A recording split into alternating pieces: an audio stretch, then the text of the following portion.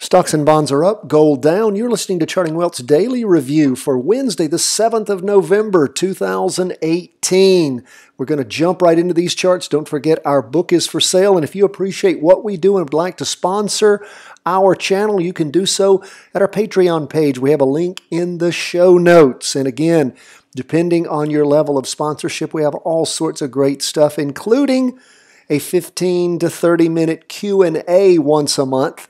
Oh, and we even have personalized training for those of you interested in that. So go to the Patreon page, check it out. Decide if you would like to support us. Remember, we do all of this for free for you. The only thing we actually have for sale is our book. And if you are a Patreon sponsor, there's a level there where you get that for free, plus a year's worth of our traders' journals. So anyway, check that out if you'd like to help us and sponsor us for all the materials we bring to you every day. We would so appreciate it. Let's jump into these charts. What do we see going on? Well, we had 4 weeks of strong down movement previously on the S&P 500. What do we see happening this week? Well, we see a decided different turn for the first time. Now, it could just be the market absorbing those losses, balancing things out a little bit. Derivative oscillators lost some downward momentum. Price percent oscillator not heading down at the same strong angle. Price movement has jumped through not only the 2-day trend line, but the weekly trend line, and we have a green spinning top that's forming at this point, open box green, which of course is the strongest green. And we're continuing to keep an eye on those things. Again, we haven't had a crossover on the weekly chart, but we do see some strong price movement up going into our second candle now of open green boxes on the 2-day chart. Approaching the weekly trend line has already blown through the 2-day. Derivative oscillator continuing to lose downward momentum. Price percent oscillator heading up on that 2-day chart. That is important. Again, we go now to the 4-hour, and we thought we might have seen a little bit of topping. That ended in the morning when the market moved up on Tuesday morning and then further up in the afternoon, laying right on that weekly trend line. We'll keep our eye on things. The derivative oscillator's losing upward momentum, so it's headed down. That's something to watch. Price percent oscillator still heading up. So again, if that 2-day chart doesn't cross over going up before this 4-hour chart rotates over going down, we will have a jumping in point for a down trade. Remember, all things being equal, what do we say over and over again? Everything moves in the direction of the largest chart. And I always give you guys that caveat. The trend is your friend, and don't forget the last part of that verse, until the end. So you don't want to be with the trend at the end, because trends do change, just like they did back on the week on the ending the 12th of October, where we had that huge downturn for 4 strong weeks so far. So we'll keep our eye on things. We'll keep you posted each and every day as we review these charts. Now, what did the Qs do? Well, the Qs even stronger up for the day, 0.76% versus the S&P 500, 0.63%. What do we see going on there? We have a solid green candle pushing through the weekly trend line. Derivative oscillators about flat. Price percent oscillator still heading down on that weekly chart.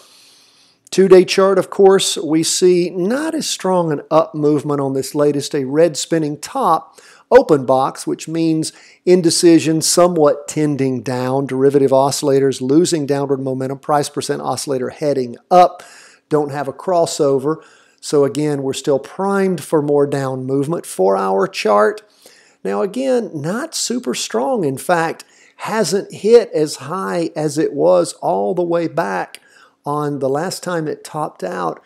That would have been Thursday in the afternoon last week on the 1st of November. So again, we'll keep our eye on things. Derivative oscillators lost lots of momentum, still heading down. Price percent oscillator heading up. So again, if that Qs rotates over going down, be primed to jump in on a down move on your practice trades. And be sure to use the trade worksheet that's available for free. PDFs for the trade worksheet, weekly market worksheet, daily market worksheet are all available in our show notes. And if you've not subscribed to our channel, please do so. Go to chartingwealth.com and sign up. You'll be at the top of the list for everything we do.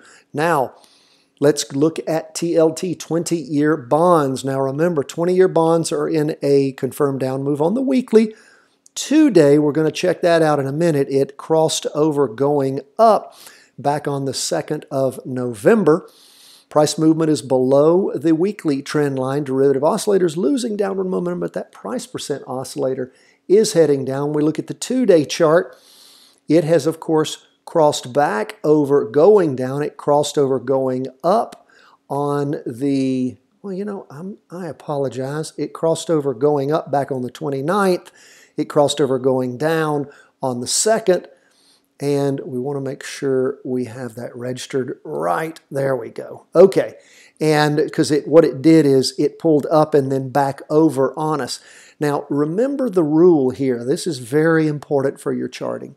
When you have a crossover that fails, in other words, it pops over and then pops down, that is almost always going to guarantee you further movement on the flip side of that. So when you see a pop over, and a lot of people will say, well, it faked me out. I don't even know if I can trust these charts anymore.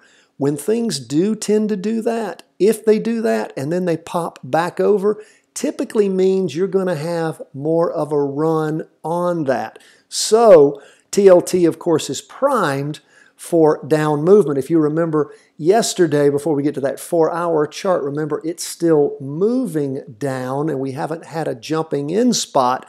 We're waiting for a pullback on that. We see a sideways slide on the 4-hour chart. Price movement is below the 2-day, well below the weekly trend line. And what we want to have happen is, of course, a pullback as things pull back on the 23rd and headed up. And then once they rotate back over again after this down movement ends, if the 2-day and the weekly are still in confirmed down moves, we jump back in. For those of you who haven't been with us a while, what we are always looking for is 2 things, and they're explained very well in the book. And there's also in a number of our trainings. In fact, I will put in today's training at the end of the program at least one link to not only trend lines, but also crossovers. Those are important for you to understand.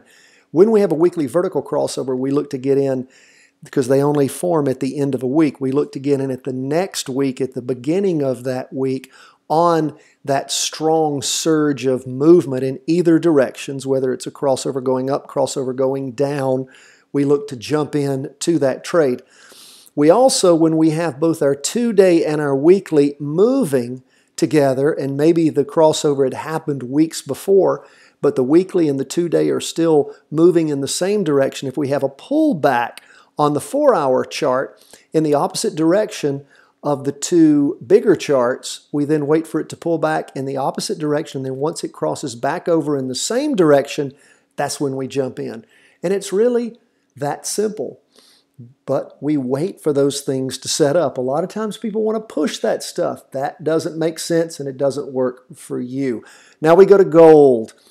Gold was down for the day 0.28%. Now gold still in a confirmed up move on the weekly chart. It's blown through the weekly trend line, however.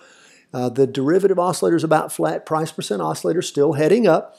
2-day chart, of course, it is still in a confirmed up move, but that derivative oscillator's lost a lot of energy. Price percent oscillator is about flat. Charts have been moving sideways, passing through now the weekly. And so what we have happening there on that 2-day chart is a red spinning top. Means lots of indecision. It's almost a doji tending down. So again, we'll keep our eye on things. That price percent oscillator is pretty much flat, which means indecision. We go to that 4-hour chart. And of course, it's already bounced off the red signal line and heading down, which is, of course, what one likes to see when you are trying to trade in that direction. Of course, the problem we have is that's not the direction we want to trade in. We keep hoping that it's going to cross over going up, but there's just not enough energy in gold to make that cross. It has refused steadfastly to do it, making us not trust an entry position on gold. So until gold gets enough energy to push through on that 4-hour chart heading up, as long as the 2-day and the weekly are still primed up, we don't have the ability to enter that trade. We still are hopeful in strong up movement in gold, but it has to be verified by support. And we don't have it, and that is typically that 4-hour chart crossing over in an up direction. That's where we are, folks, as we end the day. Please do take the trainings at the end of this, and don't forget all the trainings you can find at our website, chartingwealth.com. They're all there. You can also find them at our YouTube channel. Please subscribe to both. God bless, my friends. All the best from the whole team here at Charting Wealth World Headquarters.